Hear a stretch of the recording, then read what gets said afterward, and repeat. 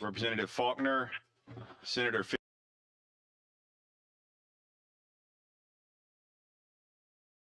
Here. Representative Garrett, Senator Holly, Here. Representative Jones, Here. Representative Ledbetter, Representative Lee, Senator Livingston, Mr. Speaker, Senator Orr, Here. Senator Reed, Here. Senator Schofield, Here. Senator Singleton, Senator Smitherman, Representative Warren. Here. Mr. Chairman, we have a quorum. Quorum being established, this meeting is called to order.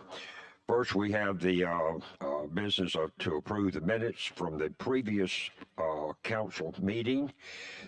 Members will find a copy of the minutes in the front pocket of their folders. At this time, I will entertain a motion to approve the minutes.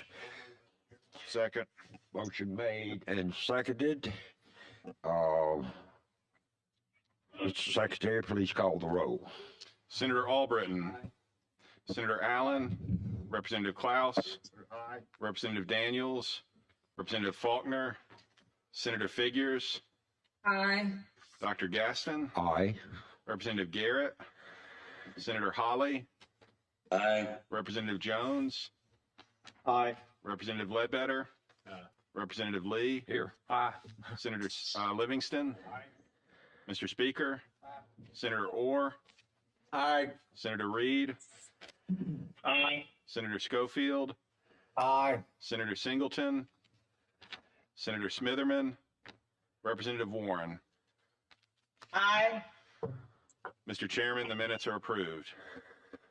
Thank you. Our next order of business is the first item on our agenda, which is a report from the Orientation Subcommittee, and I call on Pro Tem Greg Reed for that report. Thank you, Mr. Chairman. Appreciate the opportunity to be with each of you today.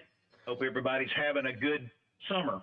As Senator Holly said to me before this meeting, these are very important topics that we are tasked with reviewing today, and I want to thank everyone for their engagement. We've done a good bit of work, and the committee has been engaged in the process of orientation, which is so important to our membership. And at this time, I'm going to ask Othni and his team if they will offer some level of additional explanation about the orientation process and what the committee has decided. And then if there are any questions, then Othni or I can entertain those. So with your permission, Mr. Chairman, I'd like to recognize Othni to offer an explanation. Thank you, Mr. Clafton. Mr. Chairman, Senator Reed, the Orientation Subcommittee did meet. There's a report that was circulated ahead of this meeting, and I think the primary point to make is that the committee thought that it would be in the best interest of the legislature to split orientation into two parts this cycle, with a new member orientation scheduled at the normal time frame of the second week of December. All members would be invited, but the focus would be on new member training, and so we could go into a little bit more in depth into what they're going to face as members of the legislature, how they can get their work done, what various services and staff they have available to them, and give them more in-depth training on those topics that, of course, the returning members would already be experts at. And then have a second level of orientation during the week of the organizational session, likely the second day of the organizational session, and that's when we do the mandatory ethics training required by law, as well as workplace training on anti-harassment and those sorts of topics, and any other educational topics that ultimately this body or House or Senate leadership thought was appropriate. With that framework, Mr. Chairman, I'm glad to answer any questions, and I know Senator Reed said he was as well. I don't think we, unless there is some discussion or idea that we change that focus, I don't know that we need a vote on this topic. We'll just continue on that path if everyone agrees to it. Okay, you've heard Othni.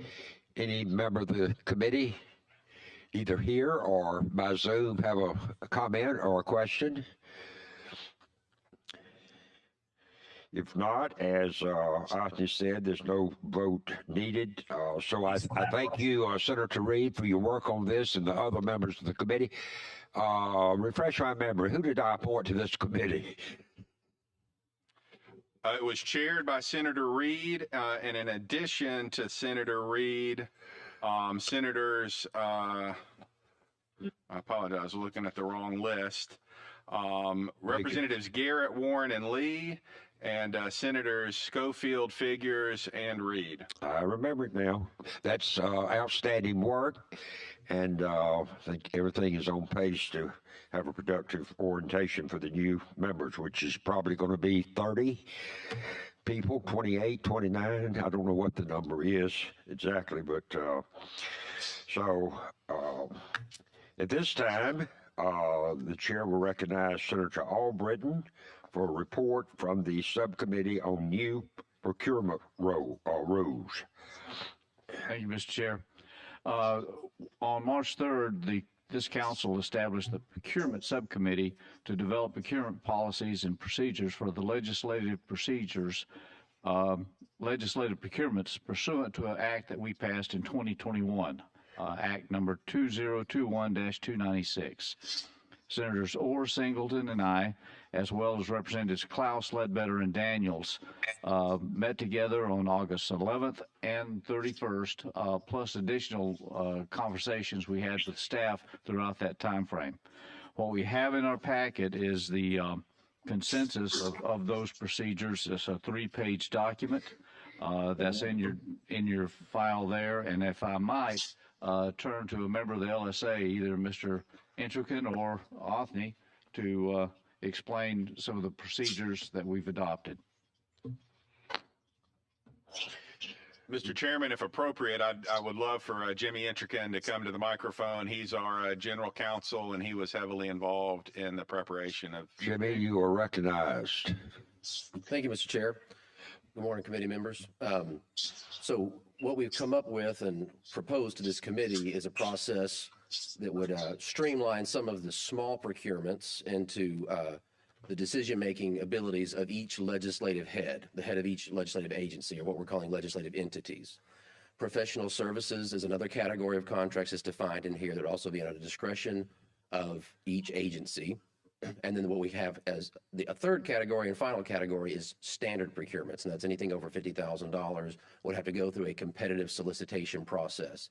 There's also a system built in here for complaints or protests to come before this body as the council to be heard, and this council would have the final authority to reject some type of procurement activity that it thought was in violation of these rules. And that's in a nutshell, but I'm happy to answer any additional questions. If I could, Mr. Chairman, just add one point to what Jimmy said, which was completely accurate. The professional contracts will continue to go through contract review as well. I know that was a question by a handful of the members who are participating in this meeting, and I wanted to make sure that that was clear. And also, there's a requirement in here that the legislative entities participate fully in the Minority and Small Business Database Project, which was also passed by the legislature in order to collect information on how well the state procurement process is involving small, disadvantaged, and minority businesses. So you have heard the report from Senator Albritton and our distinguished staff members. Is there a question? I make a motion to adopt. Senator Singleton moves to adopt, and Senator Allen seconds the motion. I'm going to ask the secretary to call the roll. Senator Albritton? Aye. Senator Allen? Representative Klaus? Aye. Representative Daniels? Representative Faulkner? Yes. Senator Figures? Aye. Dr. Gaston? Aye. Representative Garrett? Aye. Senator Holly? Aye. Representative Jones? Aye.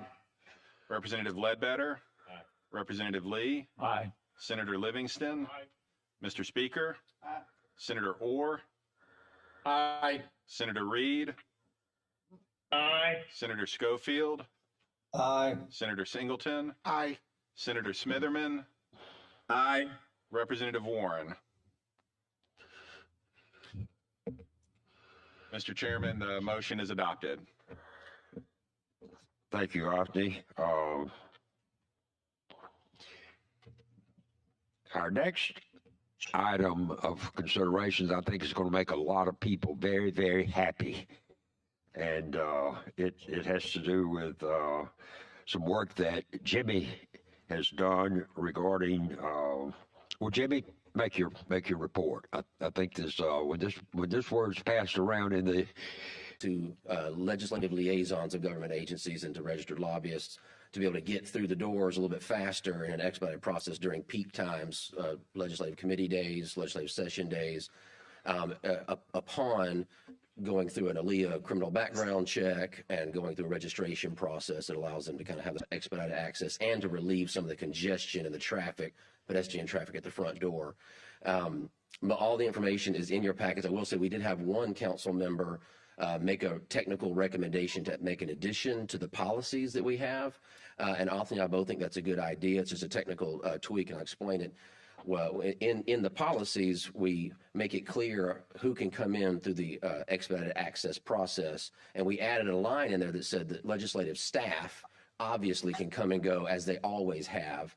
But one of the council members made an addition that recommendation that we add the word legislators and legislative staff in that section. And we thought that was a good helpful tweak that's easy to add. And so given this council's pending approval of this, we'll just make that amendment and include the final draft in the minutes.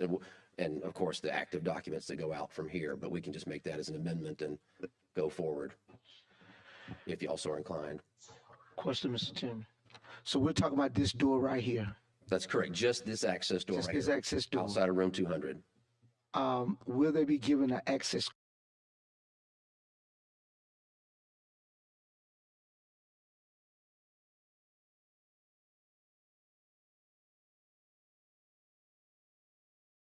door at that time? That's a great question. Yes, they'll have an access, but we have a system that we've put in place that's ready to go pending this committee's approval that would, upon approval, it'd have to have unanimous approval by the agency face on it. And when they come inside the door, now this is only during open hours when the Statehouse is open. This is not at all times. It's only during open hours. Okay, good. Then they can come in through the door, but right as they get into the door, they'll be able to swipe a badge through a card reader we have, and it would allow the ALEA security troopers on detail to see their face pop up. And as long as the face on the screen, the approved face, matches the face walking through the door, then that's how the approval process will work. Gotcha. Happy to Mr. entertain any other Chairman? questions. Mr. Chairman, this is Vivian Figures. you're recognized. Thank you.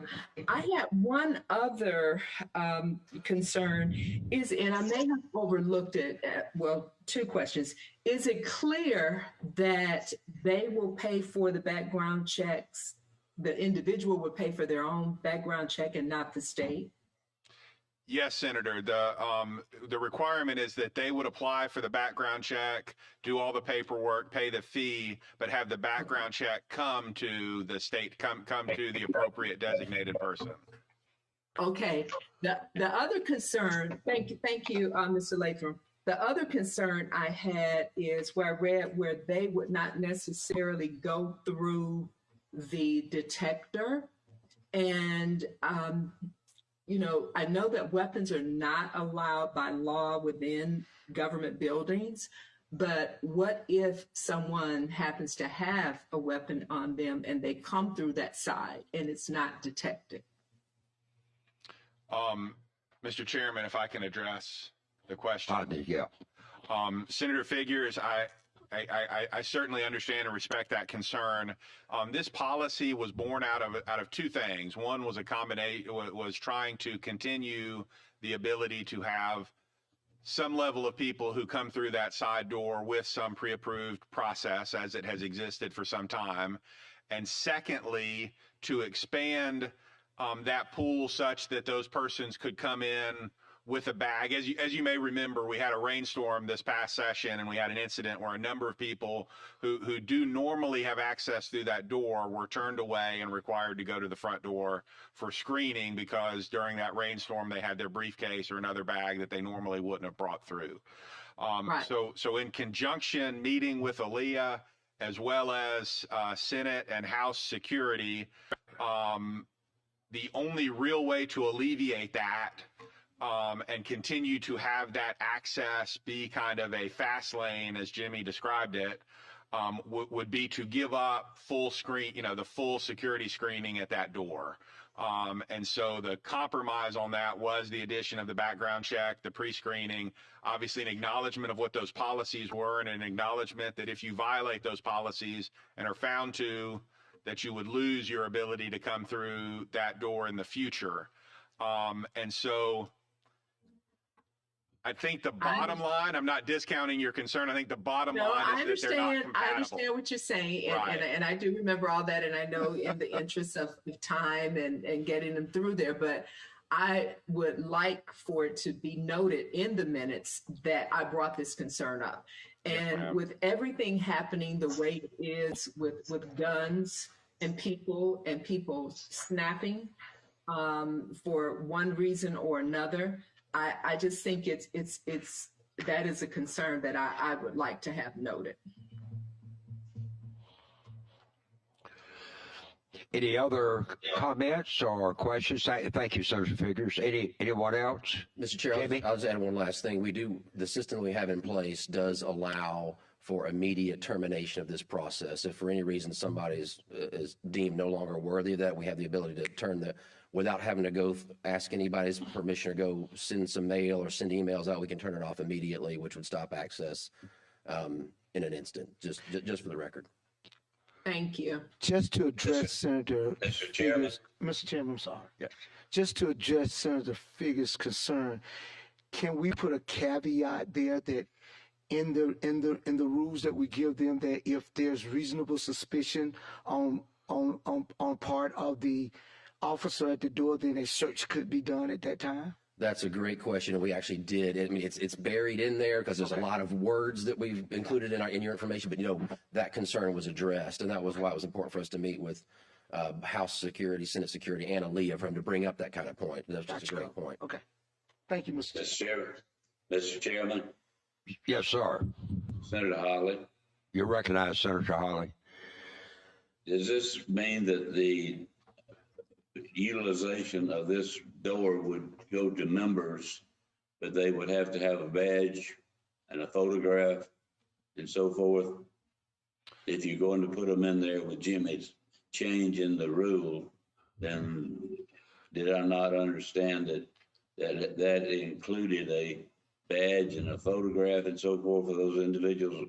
No, sir. The clarification is actually the opposite of that.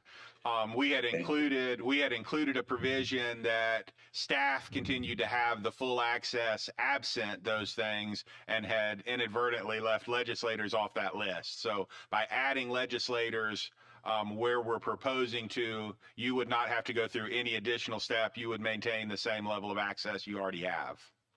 Good. Thank you. And thank you for adding that, Mr. Latham. Any other comments or questions for our staff members? Mr. Chair, go ahead. Yes, sir. I was going to move for adoption. Second. You're recognized to do that. We have a motion to adopt the pre-clearance policy, and I believe it was seconded by Senator. Okay. I'll second. All right. I'll ask the secretary to call the roll. Senator Albritton. Senator Allen. Representative Klaus. Representative Daniels. Representative Faulkner. Yes. Senator Figures.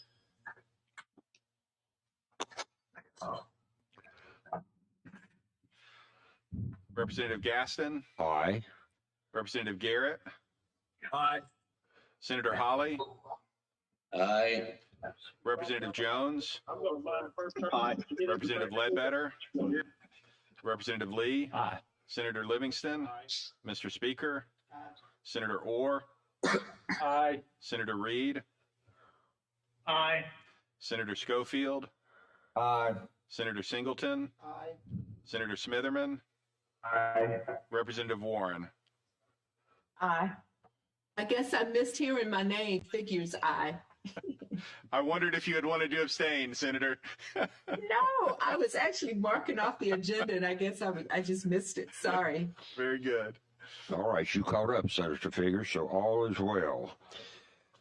Next item on our agenda will be an update to the council from Mr. Lantern. Thank you, Mr. Chairman.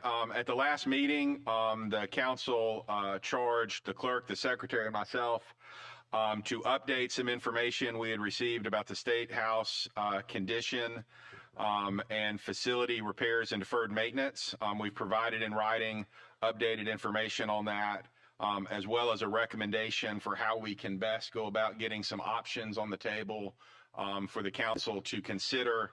And so I'm glad to answer any questions about that report that was circulated. Otherwise, it'd be our recommendation to allow us to continue to work in the manner laid out and bring forward some alternative options. Thank you. Questions or comments? Do I have a motion to accept Mr. Klaus? Mr. Chairman. Question? Okay. You're recognized. Thank you all. Thank you very much. I just wanted to add to the point. I think most of y'all have sentiments, not all of y'all, but we need a new place. I mean, we look like peasants, and we build castles for people all over the state. It's time for us to make the people's house look like the way we want our house to look. So I hope we move to get a whole new place. Thank you. Thank you, Senator. Anyone, Mr. Klaus? Thank you, Mr. Chairman. And I also echo that sentiment by Senator Smitherman, but I was just wondering from our legislative council standpoint, as we move forward with these questions about a new facility, I know from time to time we have issues within this building where monies have to be spent, and sometimes they don't have to be spent. Is it a policy? I guess I'm asking you, Mr. Chairman, or Mr. Latham, or do we need some type of policy as we go through this process where there needs to be legislative council approval? If I know we have to spend money if we have emergencies such as air conditioning and that type thing, or water line problems, but if there's some kind of cosmetic renovations that are going to take place in this building in the meantime, I mean, is it something that this legislative council should address? Well, I think that's a question worthy of consideration. I'll yield to the Mr. Chairman, Representative Klaus, I think it would be wholly appropriate if you would like to have an addendum to this report and recommendation when you adopt it, that any cosmetic expenditure of the House or Senate have to go to their respective councils before it could be done. And I'd be happy for LSAs to come to the full council before we did anything that was a cosmetic, so again, as you indicated, occasionally there are plumbing, heating, air, those kinds of things. And as long as those are excluded, I think it would be wholly appropriate to have the council have to endorse any other expenditures on the facility. Thank you. It's so moved as amended. State again. So moved as amended. We have a second to that motion. Yes, second. Okay, you've heard the motion and the seconds. Any comment or question? Otherwise, I'll ask. I have a question, Mr. Chairman. Yes, ma'am. Do we have an idea of exactly how much we spend every year on maintenance for that facility? Do we have a total figure for that?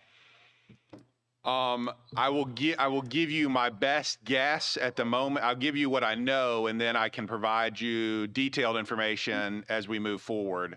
The Department of Finance, through a maintenance agreement, collects approximately $2 million a year in rent from the inhabitants of the building, that being LSA, the House, and the Senate. That money is used for maintenance purposes, the routine maintenance purposes, cleaning, outdoor, the outdoor landscaping, the keeping things in order. In addition to that, for the past handful of years, we've averaged somewhere in the neighborhood of approximately $200,000 on additional mostly HVAC issues, heating and air type issues. And so my best figure guess would be approximately $2 to $2.5 million a year on what I would term as routine or emergency maintenance. As you know, we put off most of the major facilities maintenance, which is why the deferred maintenance price tag per the report that was commissioned 2 years ago is, somewhere between 70 and $100 million. Now those are for, to get the electrical, plumbing, heating and air, elevator systems in full shape, not any, functional differences other than that. And so to the direct answer to your question is between $2 and $2.5 million of routine maintenance, and we have mostly avoided the major deferred maintenance to date. Okay, thank you, because like I said, if we're spending more to repair than we can have a new facility, we need to do the best thing with the money that we have. Thank you, Representative Warren. Any other comments or questions, Mr. Speaker? Mr. Chairman, I just want a point of clarification. Representative Jones made the motion, is that correct? And is this on the amended to the report? Correct. It would be the report as amended with the caveat laid out by Representative Klaus. That's right. Okay. I'll second it.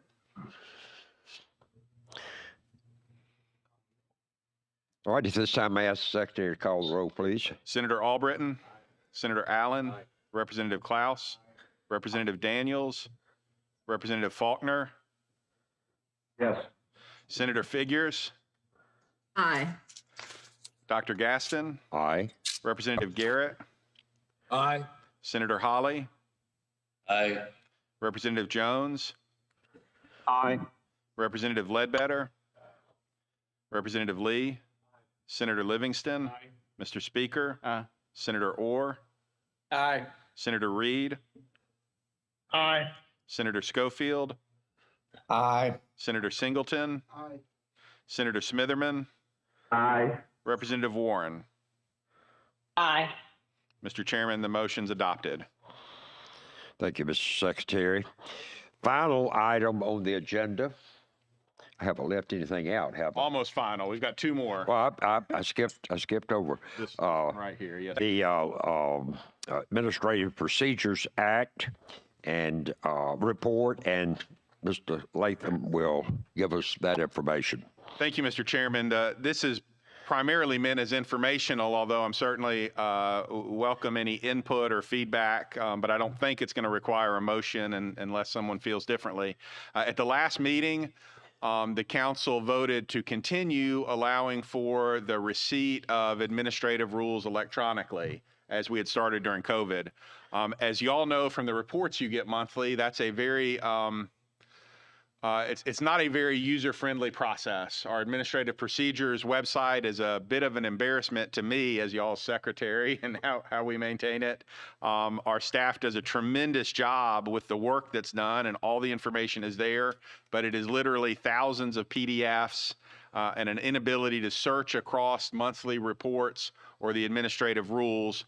I've been undertaking conversations with the various IT groups who are working with the legislature to update our entire Alice and Allison system, and wanted you to be aware that I am planning, absent y'all's intervention, to enter into a contract shortly for the redevelopment of that site in a way that both the public as well as the legislature and the executive agencies would be able to search all that information, a portal whereby rule changes could be proposed in a manner that is not nearly as burdensome on either the agency or the legislative staff involved in that process, and that hopefully will generate information for the council, which is charged with reviewing those rules, as well as the public, in much better real-time capability, the ability to look through those rules and consider them.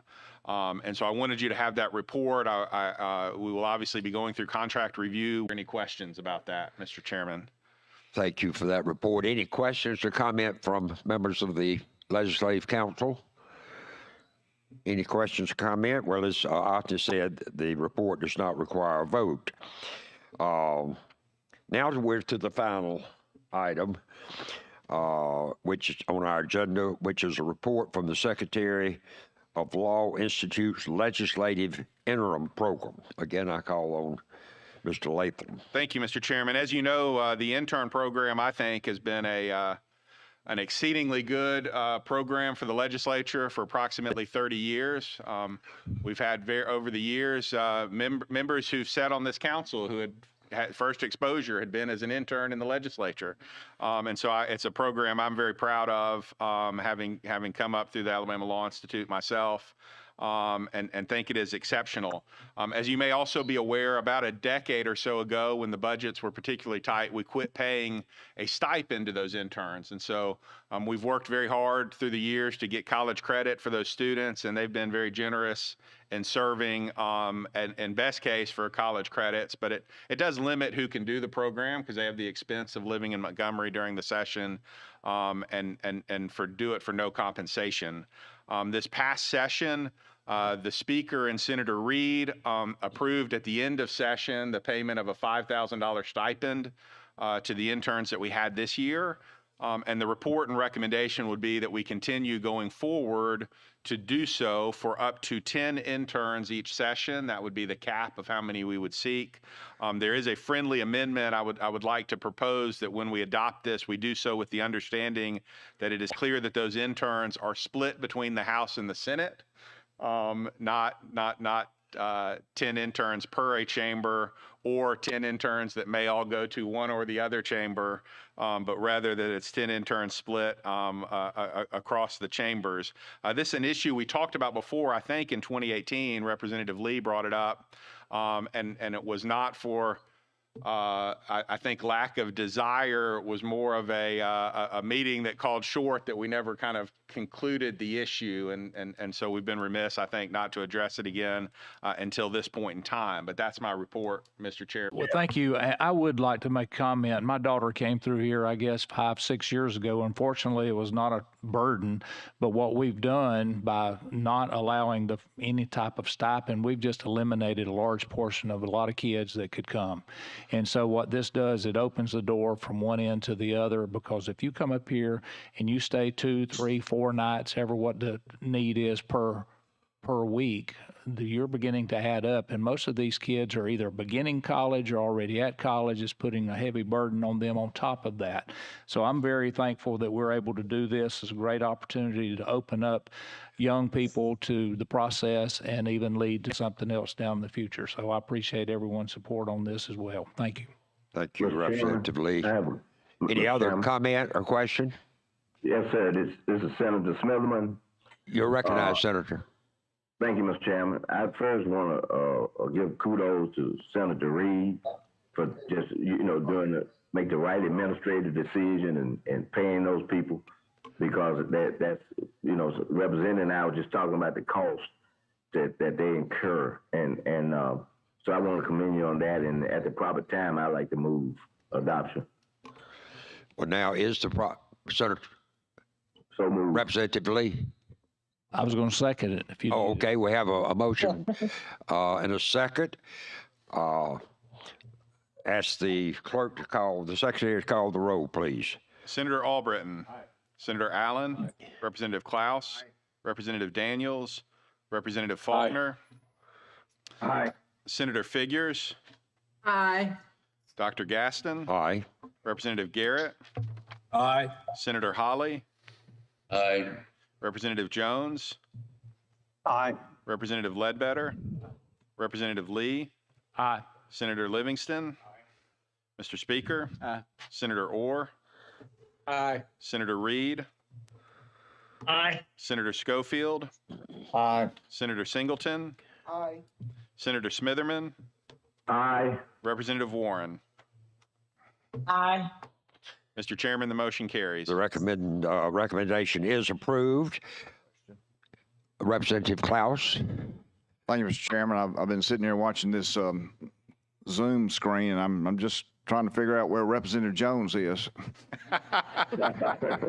You don't know him. He looks so different. If getting out of this business makes you look that good, I'm going to join him, okay? He looks very relaxed. Any other enjoying Gulf Shores at the lodge for a judges conference. So I'm working. Can't you tell? That's really not fair to the rest of us. I believe that was the last item on the agenda. Let me thank the members who are present today by either Zoom or in the building. Thank you very much for your participation in making the meeting possible and attending to important business. I believe this will be the last meeting of the Legislative Council for this term, and so therefore, the Speaker and me say, we'll see y'all later. Mr. Speaker? Mr. Chairman, I want to say, I don't want to interrupt anybody. I'm just going to make a comment, Mr. Chairman. I want to say thank you for your leadership. We appreciate your work, your commitment to this body and to this state, and you've provided good leadership for this council, and we are thankful. I appreciate that very much. Mr. Chairman.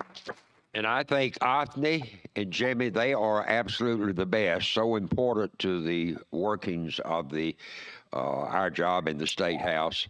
Some of those jobs the general public doesn't know anything about, and why should they, or how would they? But anyway, lots of work is done, and they are very important to our work. Was there another comment or question? Senator Reed? Yes, sir, Mr. Chairman. Senator Reed. Yes. You're recognized. Yes, sir. I just wanted to echo what the Speaker said to you, Mr. Chairman, and also Senator Holly, who's on the line with us. You two gentlemen have offered fantastic leadership for the Legislative Council, but not only have you offered leadership now, you've been offering leadership for decades to the people of Alabama, your districts, this legislature, and we are indebted to you, sir, and indebted to you, Senator Holly, for your dedication and commitment and life of service. So I want it to be noted that we are all thanking you for your willingness to keep on keeping on. God bless you. You're very kind. The good senator and I appreciate what you said, what the Speaker said, and I couldn't be more happy with the work that we've been able to do with your cooperation. And on that note, if there's no other business, if no one has a comment or question or observation, the meeting will stand adjourned. You all be safe. Well done, sir. Thank you, bud.